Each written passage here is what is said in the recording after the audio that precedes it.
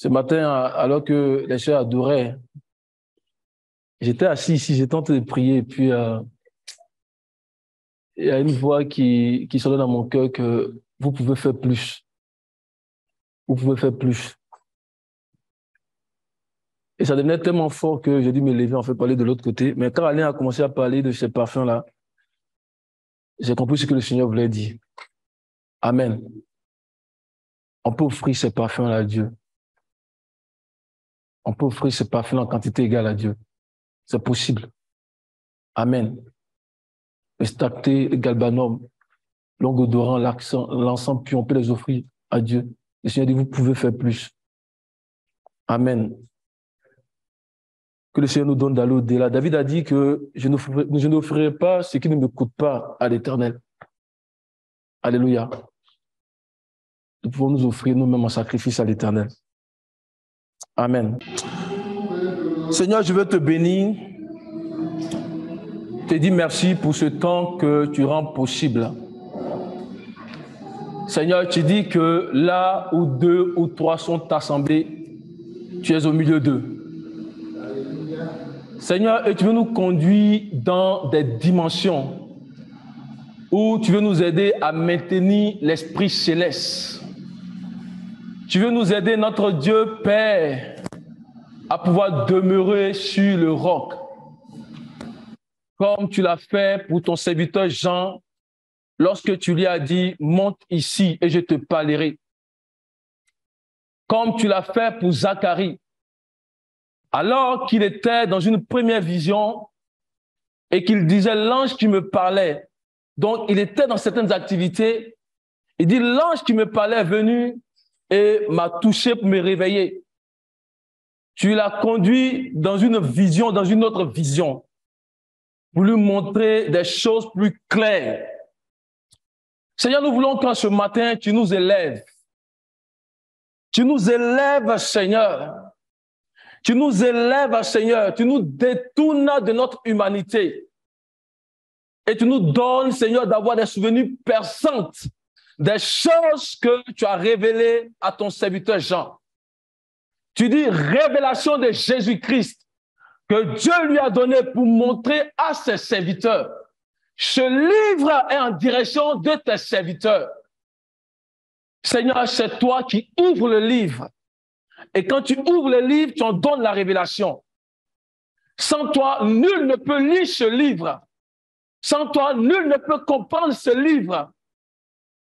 Seigneur, tu as commencé à briser les sceaux pour montrer tout à tes serviteurs, pour leur donner de se préparer, de maintenir l'esprit céleste jusqu'à ce que notre Dieu, tu te manifestes dans toute ta gloire. Seigneur, merci parce que tu fais du bien à l'Église. Merci parce que tu déverses des dons de vision, des dons de vision, Seigneur, des dons de prophétie, des dons d'interprétation des langues. Tu ouvres nos bouches, Seigneur, et nous proclamons ta parole. Nous crions à plein gosier pour proclamer ta parole. Et plusieurs sortent de Babylone, et plusieurs sortent, notre Dieu, des lieux qui ne te conforment pas, qui ne sont pas conformes à toi. Seigneur, merci parce que ce matin, notre Dieu, tu es avec ma bouche, Seigneur, pour m'accompagner. Tu es avec nos cœurs, Seigneur, pour que nous puissions entendre ce que tu dis. Merci que la gloire, que la puissance, que l'honneur, la magnificence et l'élévation te reviennent. Au nom de Jésus, nous avons prié. Amen. Amen. Que le Seigneur nous bénisse. Amen. On va continuer notre thème. J'espère qu'on va terminer aujourd'hui. Donc, sur, en fait, la saison favorable ou le temps favorable pour lire le petit livre. Amen. Et dimanche passé, il y a 2 choses sur lesquelles nous étions en train d'insister. Et la première des choses, nous avons dit que lorsque Dieu mandate ses serviteurs, lorsque Dieu envoie ses serviteurs, il leur donne la capacité, alléluia, de comprendre ce qu'il dit. Amen. Donc, il leur donne la capacité de comprendre ce qu'il dit. Amen. Tous serviteurs de Dieu et le peuple de Dieu dans l'assemblée locale, tous serviteurs est appelé en fait à parvenir à une bonne compréhension du projet de Dieu pour l'humanité et appelé à parvenir à une bonne compréhension du plan de Dieu qu'il a défini depuis Genèse chapitre 1 et verset 26. Pourquoi? Pour que le serviteur soit à même de sonner de la trompette comme Dieu le désire et qu'à partir de cette trompette-là, plusieurs donnent leur vie au Seigneur.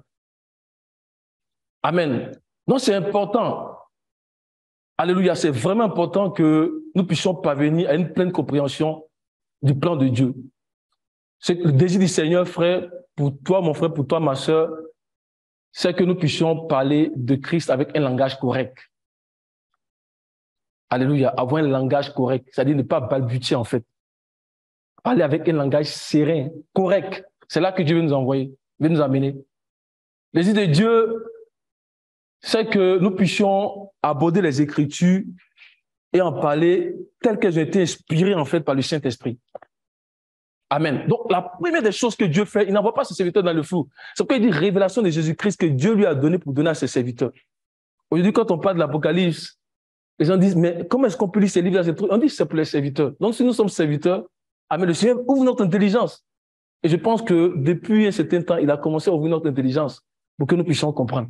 C'est en direction de ses serviteurs. N'ayons pas peur de lire. N'ayons pas peur de demander au Seigneur de nous expliquer. Amen. Ça, c'est la première des choses. La deuxième des choses que Dieu fait quand il donne la capacité de comprendre, on a dit qu'il va donner aussi la révélation pratique de la parole. Amen. Alléluia. Parce que si on a la capacité, qu'on n'a pas la révélation, c'est comme si on n'avait rien. Donc, il nous donne la capacité, mais il nous donne aussi la révélation pratique.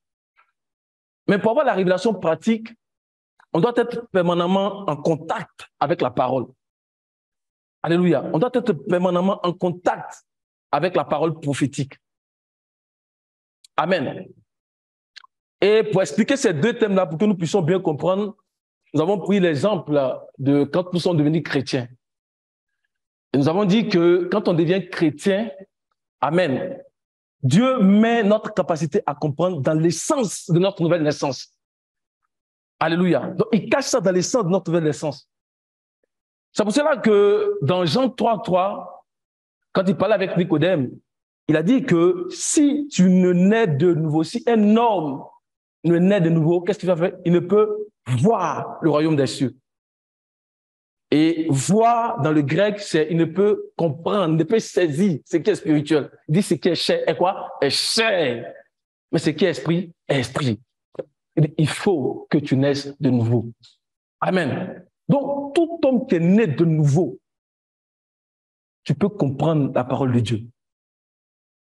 Alléluia. Mais pour voir la révélation, il faut être en contact de la parole. Parce que si on est en contact de la parole, on est en contact avec le Seigneur qui nous révèle les choses, que nous mettons en exergue en fait la capacité qu'il nous a donnée. Et c'est en étant en contact que notre capacité augmente. Alléluia. Que notre capacité va augmenter. Amen. Et c'est vraiment important. Alléluia. C'est vraiment important pour qu'on puisse sonner de la trompette. Parce que l'apôtre Paul a dit que si la trompette rend un son qui est confus, qu'est-ce qui va se passer? Qui peut se préparer au combat? Amen. Nous sommes entrés dans une saison où Dieu a fini avec les à peu près. Parce que le temps est arrivé à sa fin. Alléluia. Un autre exemple qu'on peut utiliser pour montrer cela, vous voyez dans Actes chapitre 1, verset 8, quand le Seigneur voulait partir, il a donné le pouvoir à ses disciples de parler de lui. Vous comprenez? Il dit, vous recevez le Saint-Esprit, vous serez quoi? Mes témoins. Donc il leur a donné le pouvoir, il leur a donné la capacité de parler de lui. Et dans Actes chapitre 2, on voit que le Saint-Esprit est venu donc pour attester, pour qu'ils puissent parler plus exactement même de Dieu.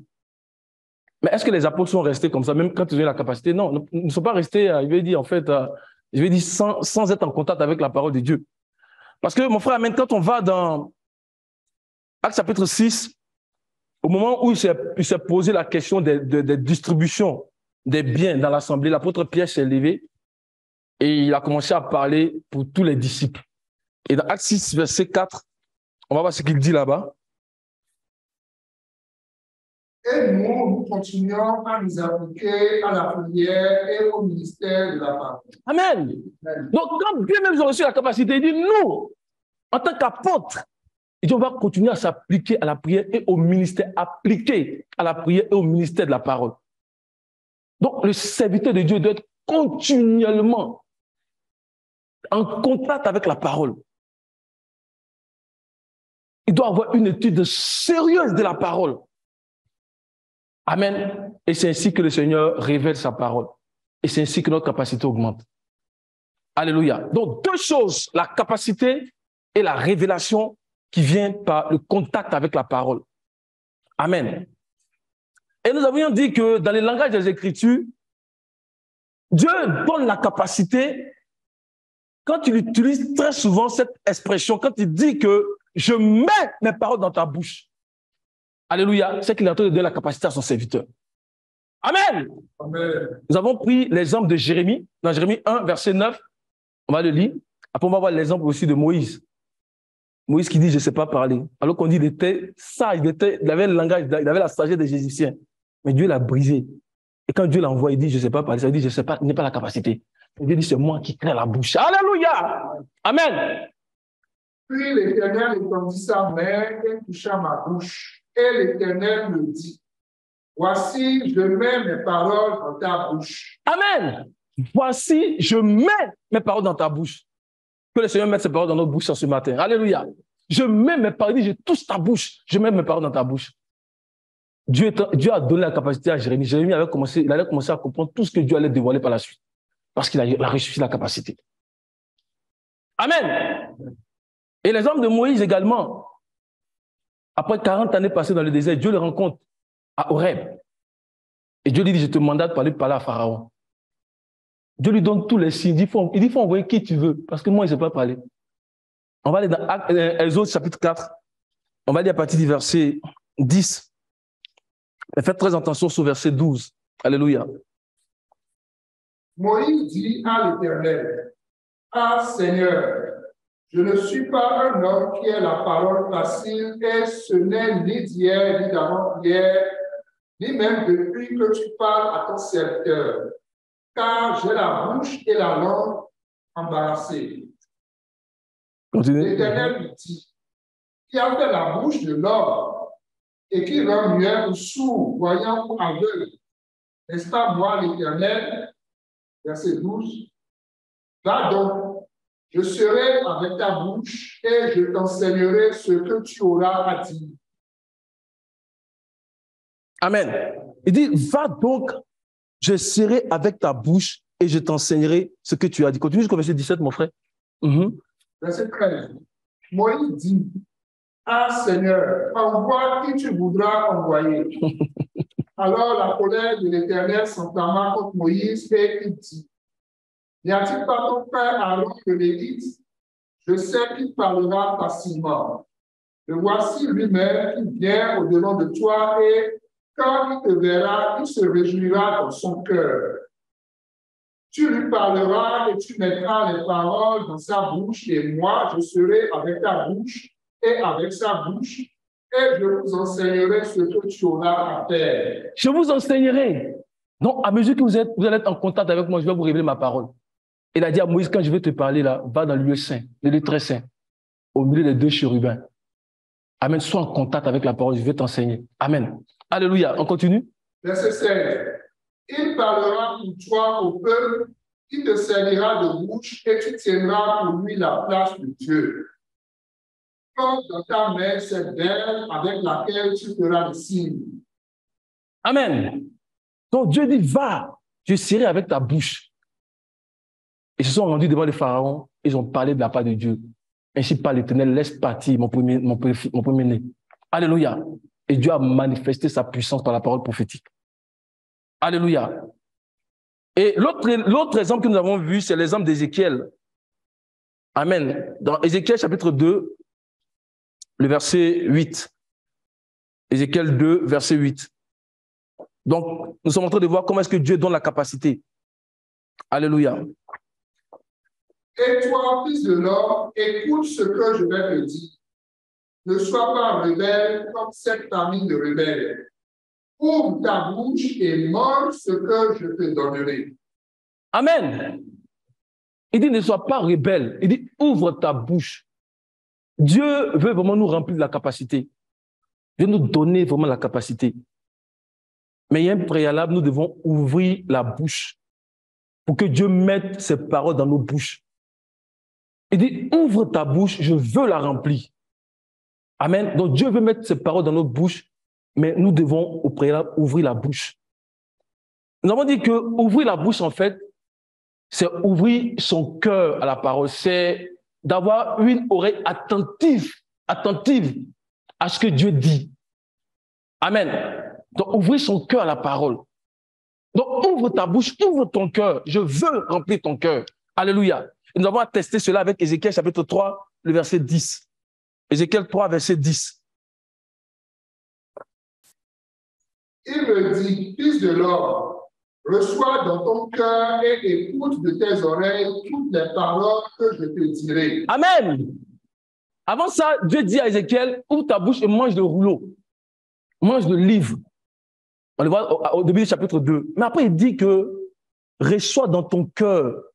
Alléluia. Et à quoi? Reçois dans ton cœur et écoute de tes oreilles. Amen. Donc, Dieu veut remplir nos bouches. Il veut remplir nos cœurs de sa parole. Il veut que des fleuves d'eau vivifiants coulent en nous. Mais le préalable, nous devons ouvrir notre cœur. Nous devons avoir cette disposition qui fait que Dieu remplit nos cœurs, il remplit nos bouches. On ne va pas les lire, mais dans Matthieu 13, quand il parle de l'incrédulité, il dit, ils ont fermé leur cœur, ils ont fermé leurs yeux, ils ont fermé leurs oreilles. Il dit, ils savent que si la parole rentre là, ils seront guéris. Amen. Frère, ouvrons notre cœur à la parole du Seigneur. Aujourd'hui, si tu entends sa voix, qu'est-ce qui se passe? N'endurcis pas ton cœur. Alléluia. Soyons sensibles à la parole prophétique, soyons sensibles à la parole de Dieu. Parce que quand on ouvre la bouche, Dieu, autant tu ouvres ta bouche, il va continuer à la remplir. Alléluia. Tu ouvres ta bouche, il va la remplir. Tu permets à Dieu, ne dis pas que ma bouche est petite, Dieu sait. Il va te donner une bouche qui est grande pour consommer tout ce qu'il est en train de mettre dans la bouche. Alléluia. Amen. Amen. Il va la remplir. Psaume 81, verset 11. Tu ouvres, il la remplit. Il va te donner la capacité et même il va augmenter ta capacité, il va la remplir. Alléluia. Je suis l'Éternel ton Dieu qui t'a fait monter du pays d'Égypte. Ouvre ta bouche et je la remplirai. Amen. Bon, tu ouvres ta bouche, le Seigneur va la remplir. Tu passes du temps dans la présence de Dieu, le Seigneur va la remplir. Il va continuer à la remplir. Tu donnes accès au Seigneur, tu lui donnes, tu es dans une disposition parfaite, il va la remplir. Dieu va la remplir parce qu'il va atteindre une limite. La limite, c'est que tu commences à manger la parole qui met dans ta bouche. Alléluia! Tu commences à manger cette parole. Amen.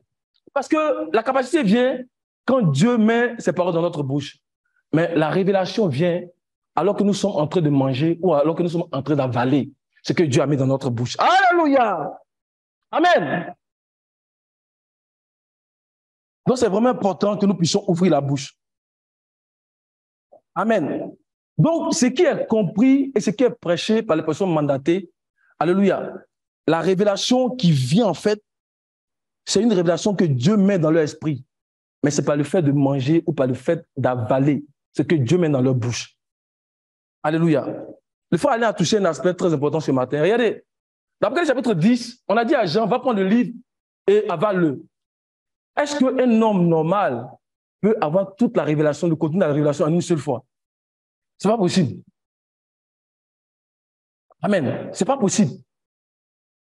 Ce n'est pas physique, c'est dans le domaine des esprits. Alléluia.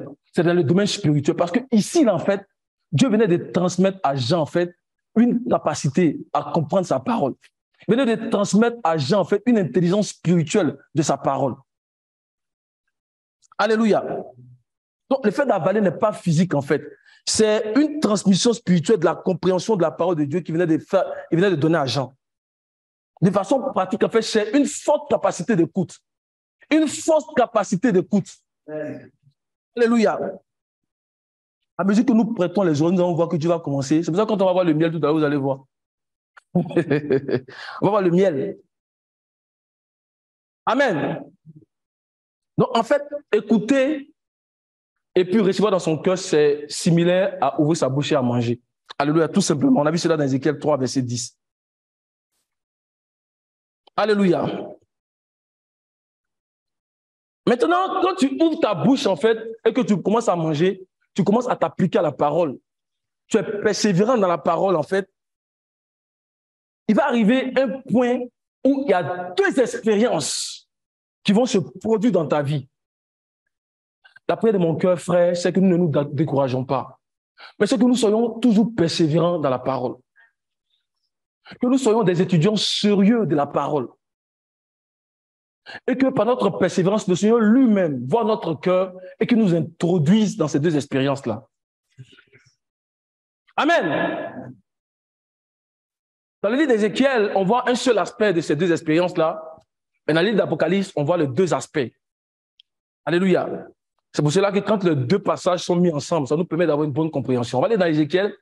On va lire Ézéchiel, chapitre 3. On va lire du verset 1 au verset 3. On va regarder ces deux expériences-là. Et après, on va aller toucher l'aspect de qu'est-ce que la parole dans notre bouche. Qu'est-ce que, quand on dit c'est doux comme du miel, qu'est-ce que ça veut dire?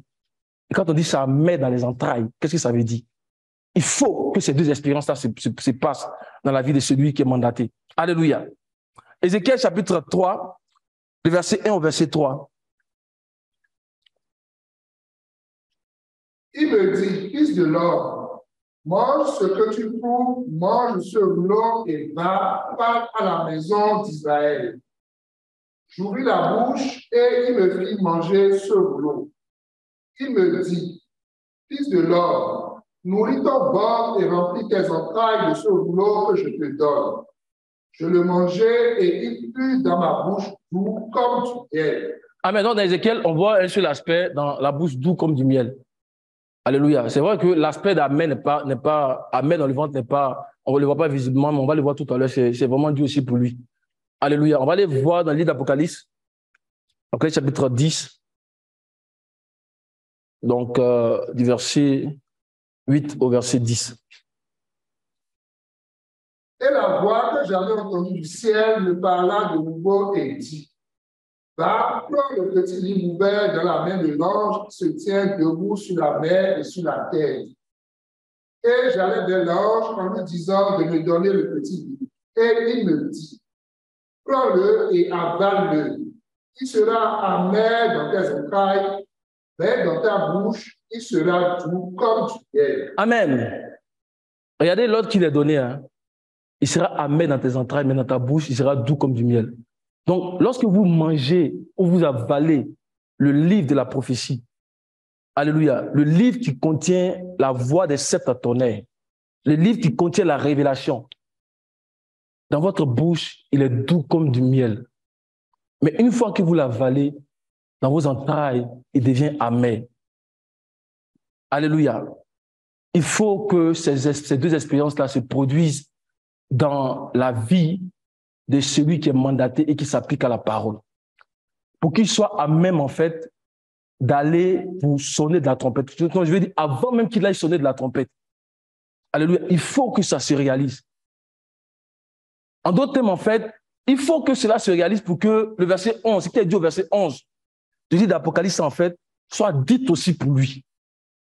Parce que c'est après ces deux expériences-là qu'il a été dit quelque chose à Jean au verset 11. Amen, mon frère, le verset 11. Puis on me dit, il faut que tu prophétises de nouveau sur beaucoup de peuples, de nations, de langues et de rois. Amen. Quand j'ai eu ces deux expériences-là, on dit, puis on me dit, il faut que tu prophétises sur beaucoup de peuples, de nations et de langues, de rois. Pourquoi est-ce qu'il a été dit cela à Jean? C'est parce qu'à travers ces deux expériences-là, Jean venait de recevoir quelque chose. Pour beaucoup de peuples, pour les nations, pour les langues et pour les rois. Il venait de recevoir quelque chose. Alléluia.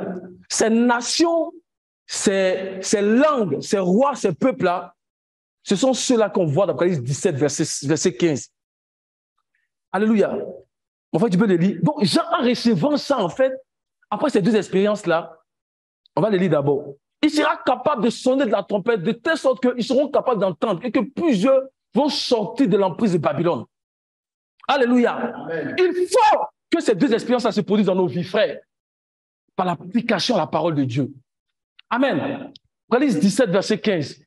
Et il me dit, les eaux que tu as vues sur lesquelles la prostituée est assise, ce sont des peuples, des foules, des nations et des langues. Alléluia.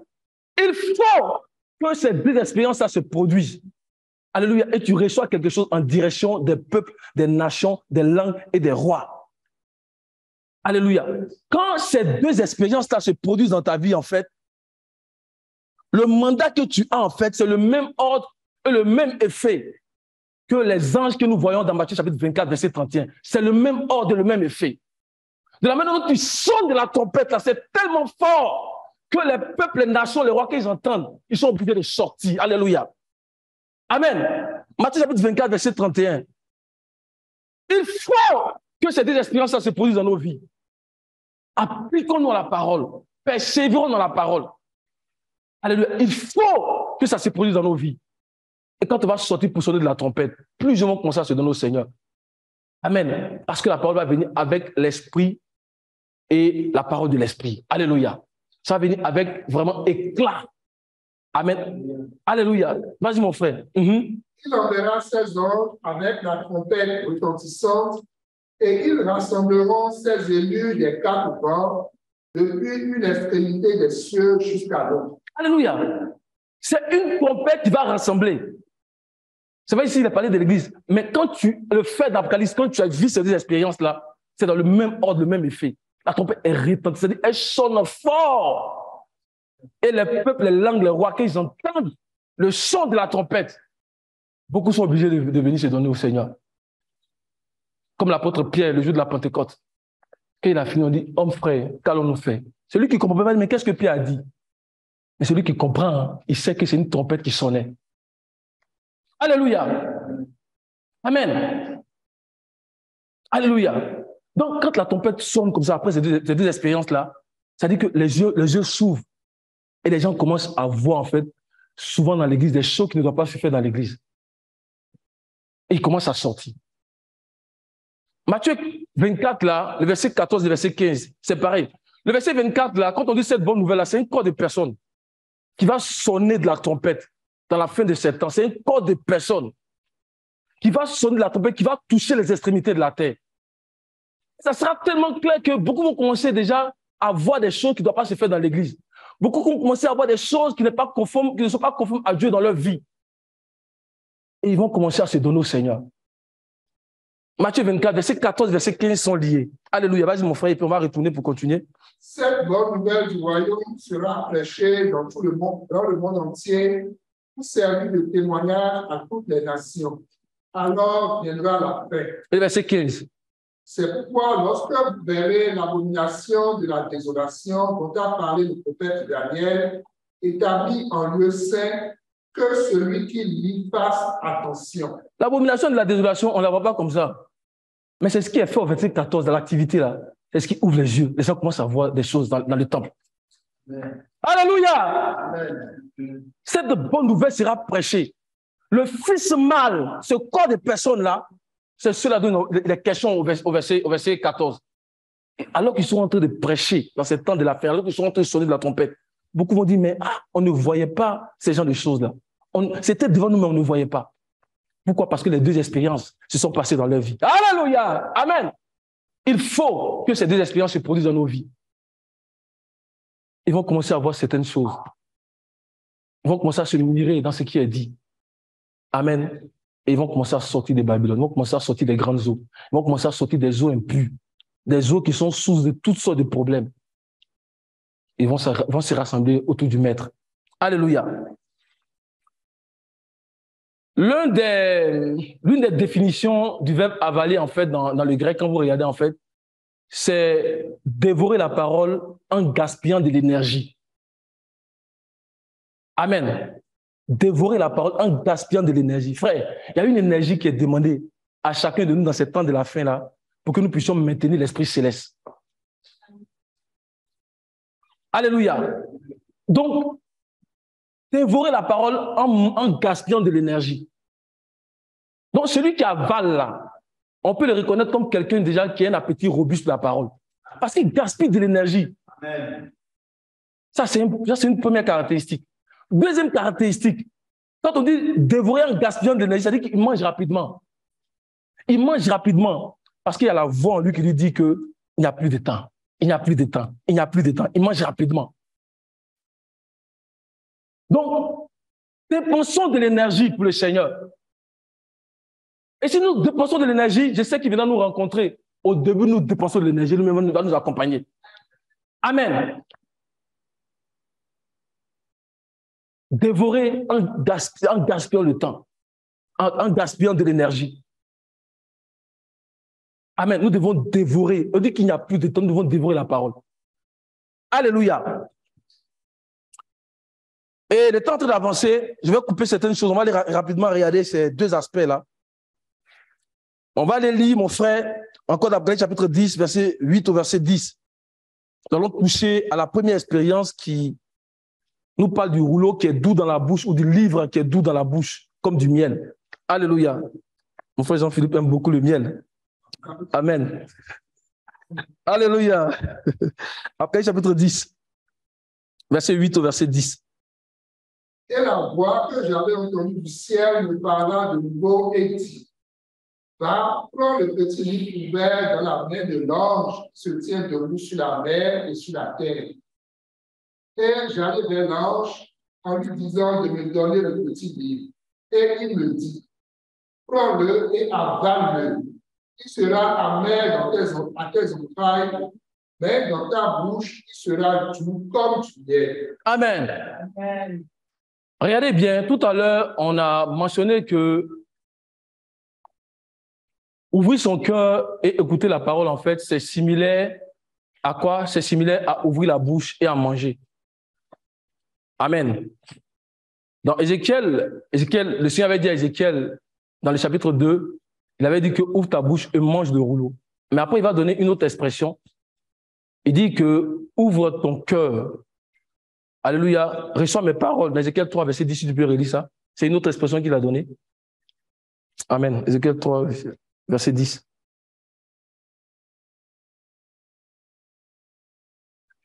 Il me dit: fils de l'homme, reçois dans ton cœur et écoute de tes oreilles toutes les paroles que je te dirai. Amen. Donc, reçois dans ton cœur et écoute de tes oreilles. Donc, ouvrir la bouche et manger, c'est ouvrir son cœur à la parole. Alléluia. Donc, partant de là, en fait, on comprend que lorsque on parle en fait de la parole, bien du livre qui est doux dans notre bouche comme du miel, ça nous parle en fait de la sensation que nous recevons quand on écoute la véritable parole de Dieu. Amen. Il y a une sensation quand tu écoutes la parole prophétique, quand tu écoutes la véritable parole de Dieu. Je sais que plus ou moins ici, à chacun de nous, le Seigneur a permis d'avoir cette sensation-là. Amen. C'est pas la même chose hein, quand tu écoutes notre parole, c'est pas la même chose. Il y a une sensation qui te dit que ça, là, c'est la parole de Dieu. Et on dit que cette sensation-là, elle peut être comparée à du miel. Amen. Elle veut faire du bien à ton âme, elle peut être comparée à du miel. Amen. Donc, il y a une sensation quand on entend la parole prophétique. Et à mesure que nous développons notre capacité en fait, de nous allons voir que cette sensation-là, elle va aller en fait grandissante. Ce n'est pas juste sensation, on va voir qu'elle a des vertus. Cette sensation, elle a les vertus. Pour notre corps, elle a les vertus en fait, pour nous en tant qu'homme-esprit. Alléluia. Regardez bien, on dit que cette sensation est comme du miel. Une autre appellation de la parole prophétique, c'est la manne cachée. Amen. Une autre appellation de la parole prophétique, c'est la manne cachée. La manne cachée, c'est la nourriture des grands. La manne cachée, c'est la nourriture des vainqueurs. Amen. Quand le Seigneur s'adresse à Pégame, je pense bien, il dit à celui qui vaincra, je donne quoi? La manne cachée. C'est la nourriture des vainqueurs. Alléluia. Mais dans l'Ancien Testament, il y a une figure de cette nourriture-là. Il y a une image de cette nourriture-là. Et l'image de cette nourriture-là, c'est la manne que le Seigneur donnait chaque matin dans le désert. Amen. Et quand on lit dans Jean chapitre 6, on va voir que le Seigneur, à un moment donné, il fait la comparaison entre les deux nourritures. Jean 6, on va lire du verset 49 au verset 50 d'abord. Jean 6, verset 49 au verset 50. Vos pères ont mangé la manne dans le désert et ils sont morts. C'est ici le pain qui descend du ciel, afin que celui qui en mange ne meure point. Amen. Il dit, l'image là, c'est vrai, ils ont mangé, mais ils sont morts. Mais il dit, voici le pain qui descend du ciel. Pas qui est descendu, parce que ça continue à descendre pour l'église. Amen. Il dit, c'est ici le pain qui descend du ciel. Et celui qui envoie ce pain là, c'est celui qui descend du ciel. C'est pour ça qu'on a identifié le Seigneur, d'après chapitre 10, comme cet ange qui descend du ciel et qui avait le livre ouvert. Parce que le livre ouvert, c'est dedans que se trouve la parole prophétique. Amen. C'est lui qui descend du ciel, qui tient le livre ouvert. Il dit, vos pères ont mangé la manne. Il dit, c'est ici le pain qui descend du ciel. Et le verset 51 vient pour attester cela. Amen. Je suis le pain vivant qui est descendu du ciel. Si quelqu'un mange... Si quelqu'un fait quoi? Mange ce pain... Qu'est-ce qui va se passer? Il vivra éternellement. Et beaucoup n'ont pas compris cela. Ils disent, mais comment on peut manger de sa chair? Alléluia. Parce que la manne image là, on mangeait. Mais la manne spirituelle qui est Christ, la véritable manne là, c'est la capacité, c'est l'écoute. Amen. C'est l'écoute. Alléluia. C'est une écoute qui est attentive. Amen. On va croiser deux passages pour pouvoir montrer cela. On va dans Jean chapitre 5, le verset 24. Regardez bien. Jean chapitre 5, verset 24 et après Jean 6, verset 54. En vérité, je vous le dis, celui qui écoute ma parole et qui croit à celui qui m'a envoyé a la vie éternelle et ne vient point en jugement, mais il est passé de la mort à la vie. Amen. Il a parlé de deux choses. Celui qui écoute ma parole et qui fait quoi? Qui croit. Donc, celui qui écoute et qui reçoit dans son cœur. Qu'est-ce qu'il a? Il a la vie éternelle. Amen. Maintenant, allons dans Jean 6, verset 54. Regardez bien.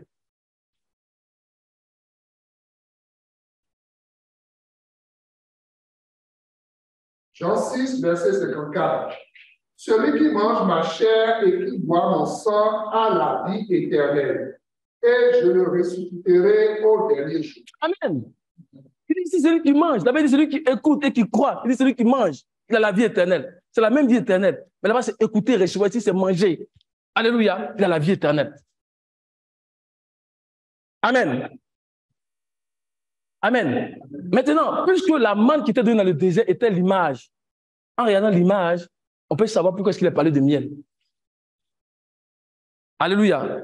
On va aller voir les propriétés. Jean-Philippe aime vraiment ça. On va aller regarder les propriétés de la manne image et on va comprendre que la manne cachée qui est la réalité. On va comprendre pourquoi ça a le goût du miel. Amen. Dans Exode chapitre 16, verset 51. 31, verset 31. Exode 16, verset 31. La maison d'Israël donna à cette nourriture le nom de manne. Elle ressemblait à de la graine de coriandre. Elle était blanche et avait le goût d'un gâteau au miel. Amen. Donc, l'image avait le goût d'un gâteau au miel. On voit ça aimer le gâteau. Alléluia. L'image, alléluia, avait le goût du miel. Mais c'était ici le goût mangé. Mais la réalité a le goût du miel, mais dans la sensation. Quand tu écoutes la véritable parole du Seigneur, il y a une sensation. Et cette sensation de miel, c'est parce qu'elle a des vertus. La véritable manne a des vertus. Et l'une des vertus, c'est que quand elle vient, elle éclaircit les yeux. Elle ouvre les yeux. Amen. On va aller dans 1 Samuel 14, verset 27 au verset 29. Lorsque Israël était en guerre contre les Philistins, et que Jonathan, fils de Saül, il a fait quelque chose. Alléluia. La parole du Seigneur, elle vient pour illuminer les yeux. Qui illumine les yeux de notre cœur? C'est l'une des sensations. Quand ça vient pour ouvrir les yeux. On ne peut pas écouter la parole du Seigneur, puis nos yeux seront fermés. 2 heures par jour, comme le dit un de nos frères. Il dit, écoute seulement 2 heures. Comme le dit le frère. Il dit, 2 heures par jour seulement. Il dit, je te donne 1 mois. Tu verras, ta vie va changer. Alléluia. Amen. 1 Samuel 14, verset 27 au verset 29. Jonathan ignorait le serment que son père avait fait faire au peuple. Il avança le bout du bâton qu'il avait à la main, le plongea dans un rayon de miel et ramena la main à la bouche. et ses yeux furent éclaircis. Verset 29. Verset 28. Alors quelqu'un du peuple lui adressant la parole dit. Vas-y, verset 29, verset 29. Verset 29, 29. Et Jonathan dit, mon père ouvre le feu. Voyez donc comme mes yeux se sont éclaircis parce que j'ai goûté un peu de ce miel. Si tu goûtes un peu de ce miel, mon frère, tes yeux vont s'éclaircir. Qu'il illumine les yeux de notre cœur. Tes yeux vont s'éclaircir. Tu verras le ciel qui s'ouvre. Quand Jean a vu le ciel qui s'ouvre, il a goûté. Tes yeux vont s'éclaircir. Je ne retrouve pas le passage en fait de Samson. C'est Samson qui a donné en fait dans une parabole en fait. Je vais dire en fait, c'était une parabole, non? L'énigme. Amen. Et puis il dit que c'est ce qui sort du plus fort. Il dit mais c'est ce qu'on mange. Mais on mange beaucoup de choses. Mais il dit mais c'est ce qu'on mange. Pour lui donner, il dit est-ce que tu peux me retrouver cette énigme-là? Il dit c'est ce qu'on mange. Il t'a humilié, il t'a fait souffrir de faim et il t'a nourri de la manne que tu ne connaissais et que n'avait connu tes pères, afin de t'apprendre que l'homme ne vit pas seulement de pain, le pain physique, mais l'homme vit du pain qui descend du ciel, de la manne spirituelle qui ouvre les yeux, qui donne la vie. Alléluia. Je pense que c'est dans le livre de Juges, là, mais je me rappelle. Juste 14, c'est ça. Hein? Juste l'énigme seulement. Et il leur dit, de celui qui mange est sorti ce qui se mange, et du porc est sorti le doux. Pendant 3 jours, il ne put expliquer l'énigme. Et du porc est sorti quoi? Ce qui est doux. Il sera doux dans ta bouche comme du miel. Alléluia. Et il dit que de celui qui mange est sorti ce qui se mange. Mais il y a beaucoup de choses qui se mangent. Mais Nathan nous dit que ce qui se mange qui donne la vie, c'est la parole prophétique. Amen.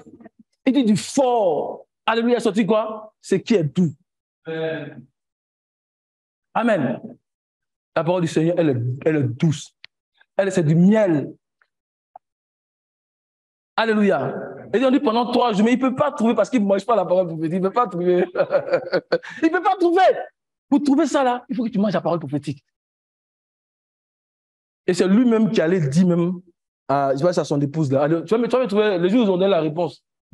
Ils étaient tout contents, mais c'est quelqu'un qui leur a dit ça. Amen. Alléluia.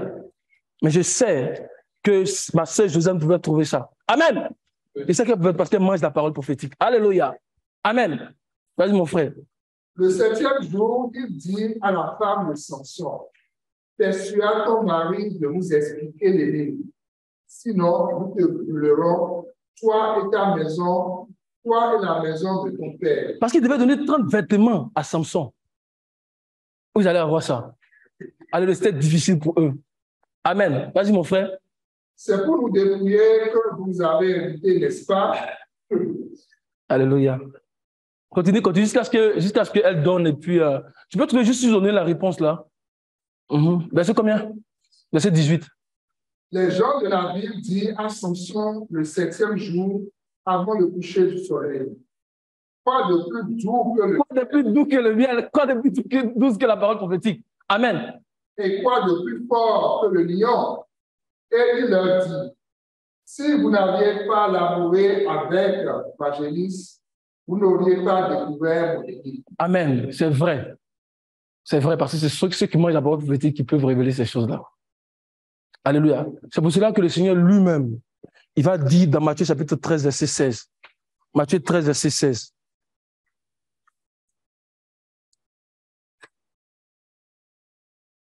Mais malheur sont vos yeux. Mais heureux. Il faut que tu manges la parole prophétique, tes yeux là. Alléluia.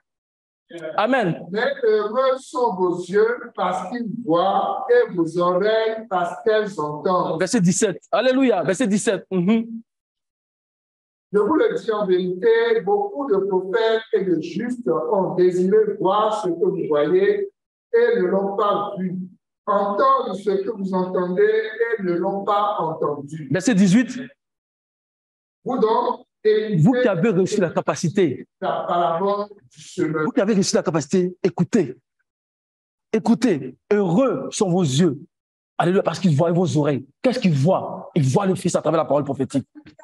Qu'est-ce qu'elles entendent? Elles entendent la voix du Fils à travers la parole prophétique. Leurs pieds ou leurs mots entendront la voix du Fils. Et ceux qui l'auront entendu, feront quoi? Le Fils vont. Alléluia. Il y a la vie dans la parole prophétique. En elle est la vie et la vie, et c'est la lumière du monde. Amen. Et il y a plusieurs références comme ça qui nous montrent que la parole prophétique, c'est du miel. Il n'y a pas beaucoup de temps, on va aller rapidement, puis je vais aborder le dernier point. Dans le psaume 119, verset 103.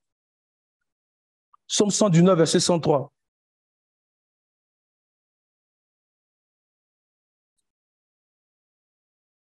Psaume 119, verset 103. Que tes paroles sont douces à mon palais, plus que le miel à ma bouche. Amen. Tes paroles sont douces à mes palais. Parce que pendant que tu lis la parole, comme tu parles dans la bouche et tu écoutes, ça te fait du bien dans la bouche, ça te fait du bien dans le corps. Alléluia, ça produit la sagesse. Amen. Proverbe chapitre 24, le verset 13 au verset 14.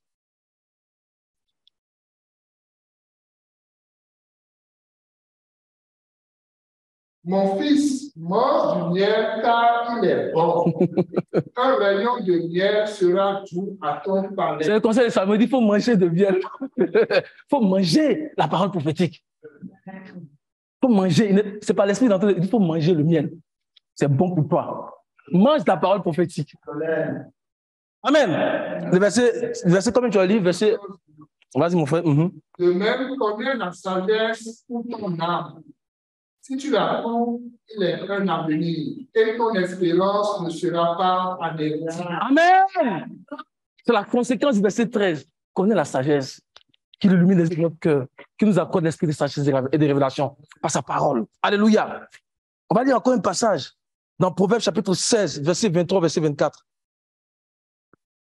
Et on va aller aborder le dernier point, il est déjà midi. Je vais peut-être passer un tout petit peu de temps là-dessus. Celui qui est sage de cœur manifeste la sagesse par sa bouche et l'accroissement de son savoir paraît sur ses lèvres. Verset 24. Les paroles agréables sont un rayon de miel, douce pour l'âme et salutaire pour le corps. Alléluia. Douce pour l'âme et salutaire pour le corps. C'est pour cela que Pierre va se lever et dit, si vous avez goûté que Jésus est bon, si vous avez goûté que Jésus est bon, si vous avez goûté que Jésus est du miel, amen, il dit, approchez-vous. Alléluia. Amen. Vraiment que le Seigneur illumine les yeux de nos cœurs. Alléluia. On va les relire dans Apocalypse chapitre 10, là, le verset 9, verset 10. Et j'allai vers l'ange en lui disant de me donner le petit livre. Et il me dit, prends-le et avale-le. Il sera amer à tes entrailles, mais dans ta bouche, il sera doux comme du miel. Amen. Donc nous regardons l'autre aspect là, amer dans tes entrailles. Et lorsqu'on lit Ézéchiel 2, c'est pour ça que je dis que Ézéchiel, on ne le voit pas, mais c'était dit d'une autre façon. Lorsqu'on lit Ézéchiel 2, verset 10, on a amené à comprendre pourquoi est-ce que la parole devient amère dans le ventre. Alléluia. Ézéchiel 2, le verset 10. Ézéchiel 2, verset 10. Il le déploya devant moi, et il était écrit en dedans et en dehors des lamentations, des plaintes et des gémissements qui étaient écrits. Amen. Donc le rouleau qu'il a mangé là, on dit les paroles là, c'était de quoi? Des lamentations, de quoi? Des plaintes et des gémissements. Des gémissements. Amen. Donc celui qui est mandaté pour sonner de la trompette là, il doit au préalable sentir en fait ce que la parole exprime. Amen. Donc une parole de joie, il doit sentir la joie. Tu dois sentir ce que Dieu ressent. Parce que si tu ne ressens pas ce que Dieu ressent, tu ne peux pas parler de lui comme il se faut. Une parole de gémissement, tu dois gémir. Une parole de colère, tu dois avoir la colère aussi. C'est pour ça qu'il a dit à Ézéchiel que je vais endurcir ton front. Parce que ces gars-là, c'est comme des scorpions. Si tu ne ressens pas ce que Dieu ressent, au moins ils vont commencer à sortir leur langue, tu vas fuir. Mais si tu ressens ce que Dieu ressent, et que tu vas parler de lui, tu seras à même d'accomplir la mission pour laquelle Dieu t'a mandaté. Amen. Alléluia. Mon frère, tu peux encore relire le passage là? Il le déploya devant moi et il était écrit en dedans et en dehors des lamentations, des plaintes et des gémissements. Il était écrit. Amen. Amen. Donc, lorsque la personne qui est mandatée, en fait, ressent ce que la parole exprime, en fait, cela signifie qu'il a compris. Cela signifie qu'il a compris la mission pour laquelle il a été mandaté. Amen. Et il est capable, en ce moment-là, de porter la charge jusqu'à la fin. C'est pour cela que dans le chapitre 5, l'apôtre Jean a commencé à pleurer. Quand on dit que le livre était fermé, la personne a commencé à pleurer parce qu'il ressentait que l'humanité était perdue. Il ressent, il a de la compassion, il peut porter la charge. Parce qu'il ressent, il connaît, il sait ce que il connaît sa mission. Amen. Il peut porter. Donc, il a senti ça parce que c'était des paroles de gémissement. Non, c'était amer. Il a ressenti. Donc, il a compris la mission. Il peut se lever maintenant pour aller maintenant proclamer la parole. Et c'est pareil. Jean également, quand on voit Ézéchiel lui a été dit, va et parle à la maison d'Israël. Mais à Jean, on voit, d'Apocalypse chapitre 8, qu'il y a eu plusieurs malheurs. Il savait qu'il y avait un malheur qui arrivait sur les peuples, les nations et des langues. C'est pour ça qu'il a raison, il dit, va et parle en direction de ces peuples-là, des nations et des langues. Il a compris. Et quand c'est comme ça, on peut mener la mission jusqu'à la fin. Rien ne peut nous décourager. On ressent ce qu'exprime la parole. Si Dieu est fâché, puis toi tu es content, il y a un problème. Amen, il y a un problème. Que le Seigneur nous fasse ressentir ce qu'il ressent. Que nous ayons un cœur rempli de compassion. Alléluia. C'est pour cela que Jérémie, quand vous lisez Jérémie 4 là, le Seigneur a commencé à annoncer en fait un certain nombre de calamités qui allaient venir sur Juda. Jérémie, en tant que prophète, il a commencé à sentir ça. Regardez ce qu'il a dit dans Jérémie 4, verset 19.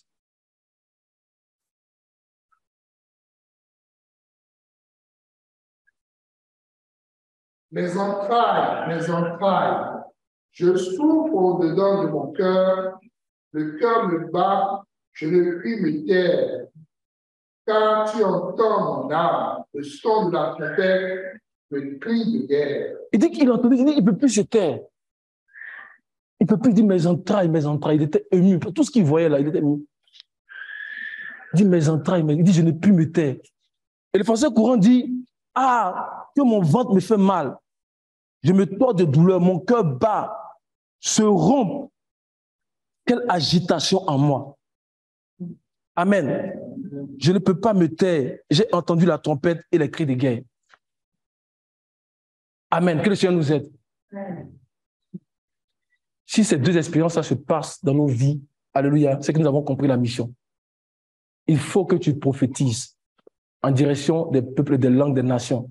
Ce que tu as reçu, que tu as ressenti là, tu peux aller maintenant parler. Amen. Et on peut y aller encore un dernier passage. Lorsque Joseph a rencontré ses frères, dans Genèse chapitre 43, verset 29 au verset 30, je pense qu'on pourra s'arrêter ici.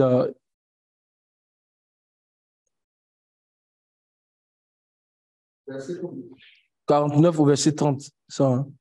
Ouais. 29-30, pardon, 29-30.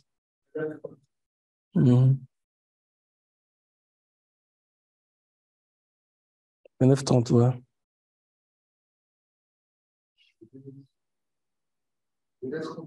J'avais dit 31, c'est ça, hein?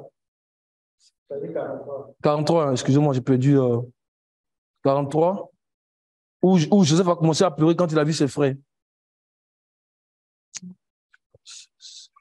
Bon, je vais voir. Genèse 43, 29 à 30, c'est ça, c'est ce que le frère a dit, effectivement. Joseph leva les yeux et jetant un regard sur Benjamin, son frère, fils de sa mère, il dit, est-ce là votre jeune frère dont vous m'aviez parlé? Et il ajouta, Dieu te fasse miséricorde, mon fils. Continue l'autre passage pour voir, effectivement, à 30 là. Ses entrailles étaient émues pour son frère et il avait besoin de pleurer. Il entra précipitamment dans une chambre et il pleura. Amen. Vous allez voir que très souvent dans le grec, là, entrailles aussi, c'est souvent remplacé par le cœur. On dit que c'est le centre des émotions, c'est le centre des sentiments, c'est le centre de l'amour. Amen. Donc, ressentir vraiment les choses que Dieu ressent. Et c'est la parole prophétique qui peut produire ces deux choses-là. Alléluia. Donc, dans la bouche et puis dans les entrailles. Dernier passage, Proverbe 23, verset 16. Quand ça vient, il y a toujours ces deux expériences-là. Proverbe 23, verset 16. Les entrailles seront émues d'allégresse quand tes lèvres diront ce qui est droit. Donc, quand les lèvres prononcent la parole prophétique, les entrailles, toujours. Alléluia, il y a quelque chose qui se passe. Amen. Que le Seigneur nous bénisse. Je pense que le Seigneur nous a donné l'essentiel. Et vraiment, nous voulons prier. Et je sais que par la suite, les frères et beaucoup viendront et le Seigneur va continuer à nous donner encore des lumières sur ces choses-là. On va vraiment prier. Et dire au Seigneur que nous avons entendu sa parole. Non seulement qu'il nous donne d'être persévérants dans sa parole, mais qu'il produit ces deux expériences-là en nous. Parce que nous sommes rendus au temps de la fin. C'est le temps où Dieu est en train de rassembler, je lui dis, rassemblement, mes fidèles. Ce qu'on fait, alliance avec moi par les sacrifices. Beaucoup sont captifs. Beaucoup ont besoin d'entendre la véritable parole du Seigneur. Et le Seigneur cherche un corps qui va non seulement entendre ces paroles-là, mais qui va aussi pour proclamer ces paroles-là. Mais comme le Seigneur le désire. Et quand il a dit, qui enverrai-je? Nous voulons dire, Seigneur, me voici, envoie-moi. On va prier pour dire, Seigneur, nous venons à toi. Et nous voulons que tu produises ces expériences-là en nous, que tu nous donnes de la persévérance dans la parole, que tu nous donnes de ne pas être découragé, de la persévérance à te connaître. La vie éternelle, c'est qu'ils te connaissent. Chacun va élever la voix et par rapport à d'autres aspects que le Seigneur t'aura mis à cœur, tu vas encore prier et gémir devant le Seigneur. Et nous croyons que, alors que nous sommes en train de prier, le Seigneur a envoyé une onction particulière en ce matin pour nous remplir. Alléluia. Et devant la voix, prions en ce sens. Et par la suite, je vais demander au frère Jean-Philippe va prier pour l'Église, pour demander la grâce du Seigneur. Alléluia.